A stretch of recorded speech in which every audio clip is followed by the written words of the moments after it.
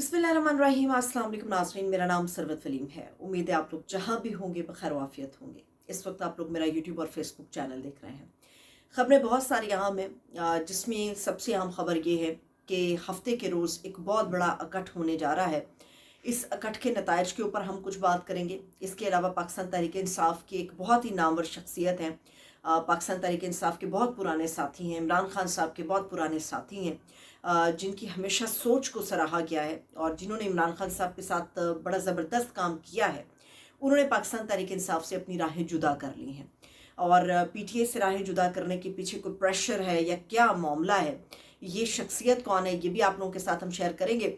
और जब हम ख़वातीन की बात करते हैं और ख़र्चे पूरे करने की बात करते हैं तो उमूमी तौर पे हमारे यहाँ एक रुझान है कि कमेटियाँ डाल के मामले को पाया तकमील तक पहुँचाया जाता है। तो पंजाब जो सूबा है, यहाँ पर ख़वातीन की ही हुकूमत है और यहाँ पर सिर्फ ख़वातीन ही नज़र आती हैं, मर्द हज़रात इसके अंदर हमें नज़र नहीं आते। ख़वातीन की इस हुकूमत के अंदर भी क्या कुछ करना ज़रूरी है, इसकी तफसील भी आपके साथ शेयर करेंगे।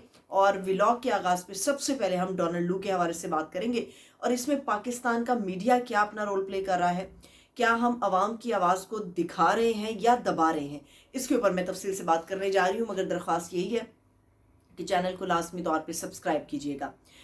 इस वक्त 3-4 अहम खबरें आप लोगों के साथ शेयर कर देते हैं। पहली बात यह है कि 23 मार्च को एक बहुत बड़ा सियासी इकट्ठ होने वाला है और इस इकट्ठ में सिर्फ पाकिस्तान तहरीक इंसाफ या उनके कारकुनान शामिल नहीं होंगे।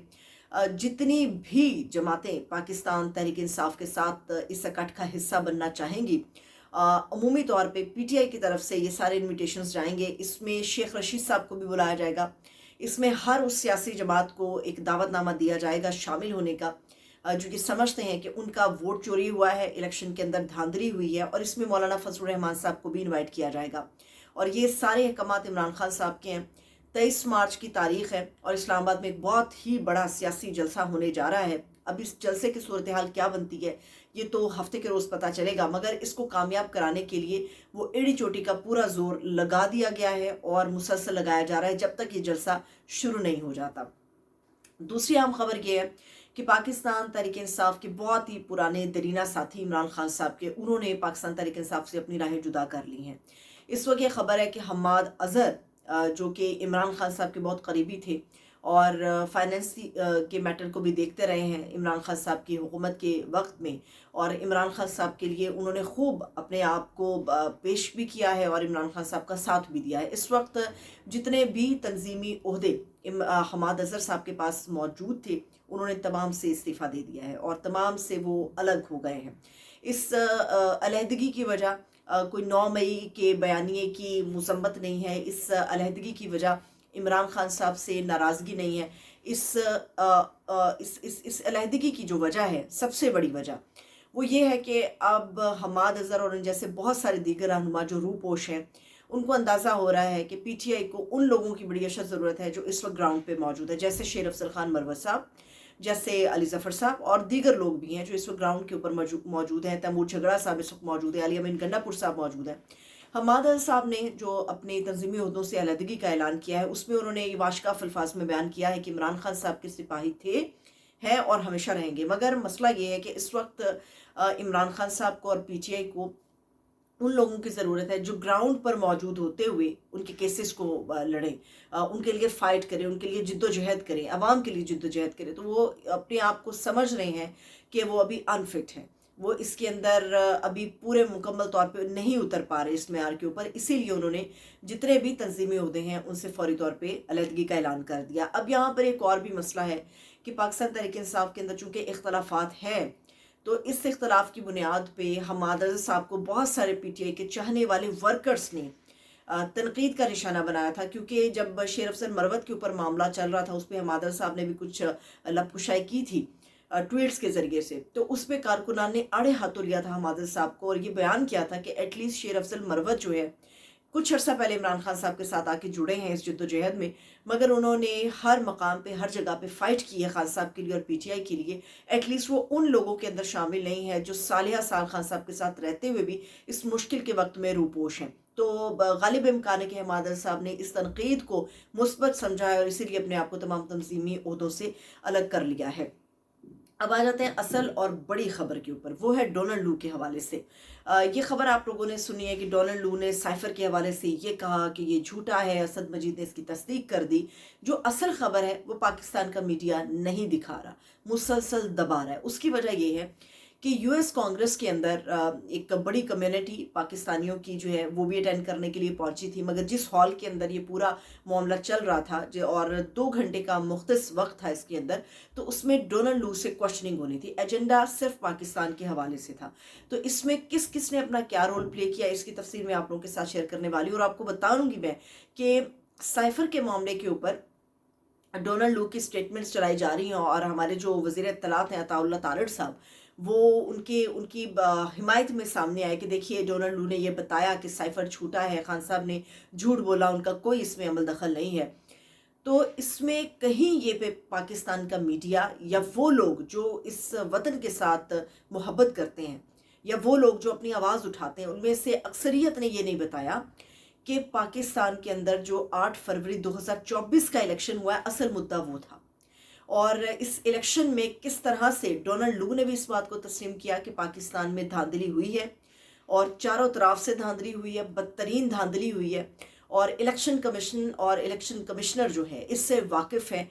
सिवाय नए सिरे से इलेक्शन करवाने के कोई दूसरा रास्ता नहीं है। जिस हद तक की रिगिंग हुई है पाकिस्तान के अंदर, जिस तरह से पाबंदियां लगाई जा रही हैं आज़ादी इज़हार राय के ऊपर, जिस तरह से जो सहाफ़ी बरादरी है उसके साथ एक मुतासिबाना रवैया इख्तियार किया गया है गवर्नमेंट की तरफ से और इदारों की तरफ से, उसके ऊपर डोनाल्ड लू ने जो बातें की हैं वो किसी ने नहीं बताई। हुकूमत और हुकूमत का जो मीडिया है वो मुसलसल इस बात को पोर्ट्रे कर रहा है कि साइफर जो है वो झूठ था। इलेक्शन के अंदर धांधली हुई, ये सब ने तस्लीम किया, डोनाल्ड लू ने तस्लीम किया, अमेरिका तस्लीम कर रहा है। तो ये सारा नए सिरे से होना चाहिए, या एटलीस्ट अगर सारा नए सिरे से नहीं होना चाहिए तो जिन जिन हलकों के अंदर, जिन कॉन्स्टिट्यूंसीज के अंदर धांधली की आवाज़ है वो हल्के खोल देने चाहिए, दोबारा से इलेक्शन के प्रोसेस में उसको लेकर जाना चाहिए।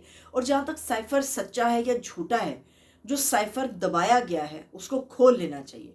जहाँ पे एतमाद है, जिन इदारों पे या अदालत पे एतमाद है, तो वहाँ पर इसको खोलना चाहिए ताकि झूठ बेनकाब हो सके, सच जो कुछ भी है वो बाहर आ सके और आवाम को पता चल सके।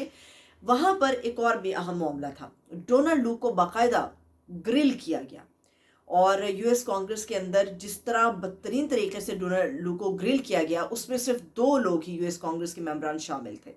बाकी जितने भी लोग थे उन्होंने अपना हक उस तरह से अदा नहीं किया, क्योंकि पाकिस्तान का एजेंडा था। और ये मोहित पीरज़ादा साहब इस चीज़ को ब्रेक कर रहे हैं कि वाइट हाउस की तरफ से ख़ास तौर पे ये कहा गया था, पैगाम भिजवाया गया था कि डोनाल्ड लू को ज़्यादा आप लोगों ने ग्रिल नहीं करना। मगर 2 मेंबरान ऐसे थे जिन्होंने बुरे तरीके से ग्रिल किया, हर वो सवाल पूछा जो वक्त की ज़रूरत है, जो नहायत अहम था। इसमें ब्रेट शेरमैन साहब जो हैं, उनके साथ पाकिस्तानी कम्युनिटी ने बहुत मुलाकातें की थी, जो अमेरिकन पाकिस्तानी कम्युनिटी है, और इन मुलाकातों में पाकिस्तान के हालात वाक़यात के हवाले से उन्होंने बड़ी तफसील के साथ उनको बताया था। मगर जब यूएस कांग्रेस की इस पूरे इजलास के दौरान ब्रेट शेरमैन ने जो क्वेश्चनिंग किए वो बड़ी न्यूट्रल प्लेटफॉर्म पे की, मगर जो सबसे अहम सवाल है जिसके बाद डोनाल्ड लू जो है वो अपना मुंह तकते रह गए, जो सांस आधी अंदर थी वो आधी रह गई, जो बाहर आधी थी वो बाहर रह गई, और उनके ऊपर एक सख्ता तारी हो गया, क्योंकि ब्रेट शेरमैन ने एक ऐसा सवाल डोनाल्ड लू के सामने रखा जिसको सुनने के बाद उनके पैरों के नीचे से ज़मीन निकल गई। क्योंकि ब्रेट शेरमैन का ये ख्याल है कि जो साइफर का मामला है उसको लेके पाकिस्तान के अंदर जो एक गैर यकीनी सूरत हाल पैदा हुई है, उसमें जो एक पॉलिटिकल प्रिजनर बने, जो एक सियासी कैदी बने हैं और सज़ाएं भुगत रहे हैं और केसेस को फेस कर रहे हैं, वो इमरान खान साहब है। ब्रेट शेरमैन का ज़ाती ख्याल है कि डोनाल्ड लू को पाकिस्तान जाके जेल में इमरान खान से मुलाकात करनी चाहिए और इस मामले के ऊपर गुफ्तगू करनी चाहिए। ये वो एक ऐसी तजवीज़ और एक ऐसा मामला ब्रेट शेरमैन ने डोनाल्ड लू के सामने रखा जिसके बाद उनके पैरों के नीचे से ज़मीन निकल गई और सख्ता तारी हो गया। ना वो इस पॉइंट ऑफ व्यू के ऊपर हाँ कर सके, ना वो इसके ऊपर ना कर सके। तो अब साफ पता चल रहा है कि पाकिस्तान के अंदर जो जड़ें खोखली हुई हैं, पाकिस्तान के अंदर जो गैर यकीनी की सूरत हाल पैदा हुई है, पाकिस्तान के अंदर जो सियासी अदम इस्तेहकाम पैदा हुआ है, पाकिस्तान के अंदर जो हमारी इकॉनमी डिसेबल हो रही है, उस सारी की वजह वो साइफर केस, इमरान खान के ख़िलाफ़ नो कॉन्फिडेंस का मामला और डोनाल्ड लू की ये साजिश है जिसको बेनकाब होना बेहद और अशद ज़रूरी है। ये पूरी है, अभी इसके ऊपर बहुत सारी चीज़ें और भी आना बाकी हैं اور اس میں یہ بھی آپ کو بتا دوں کہ 2 گھنٹے کے اس اجلاس کے اندر جو محیط پیرزادہ صاحب انہوں نے خود اٹینڈ کیا اس اجلاس کو، وہ بھی یہ بتا رہے ہیں کہ جس طرح سے وہاں پر ممبران موجود تھے اور ڈونلڈ لو کو جس طرح سے گرلنگ کی گئی، اس میں صاف نظر آ رہا تھا سوائے 2 ممبران کے باقی تمام ممبران یہ کوشش کر رہے تھے کہ کسی بھی طرح 2 گھنٹے کے اس وقت کو گزارا جائے، کسی بھی طرح گزارا جائے۔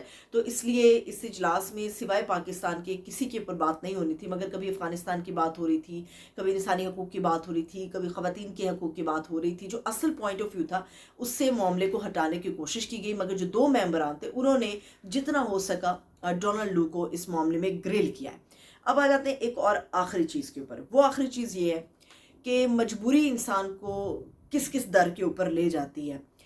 مریم بی بی کی ایک ویڈیو آئی، بڑی اچھی بات ہے کہ وہ کچی بستیوں میں جا رہی ہیں، چھوٹی بستیوں میں جا رہی ہیں، وہاں پر خواتین سے مل رہی ہیں، ان کے پرابلمز کو سن رہی ہیں۔ مگر اگر آپ پنجاب کی حکومت کے اوپر ذرا نظر دوڑائیں تو آپ کو مرد کوئی نہیں نظر آئے گا، ساری خواتین نظر آئیں گی۔ بہت اچھی بات ہے، خواتین ہیں اس سیاست کی اس گیم کے اندر آگے بڑھ رہی ہیں، مگر خواتین کا جو سوچنے کا طریقہ ہے گورننس کے حوالے سے وہ اتنا زیادہ معیاری نہیں نظر آ رہا جتنا کہ ہونا چاہیے تھا۔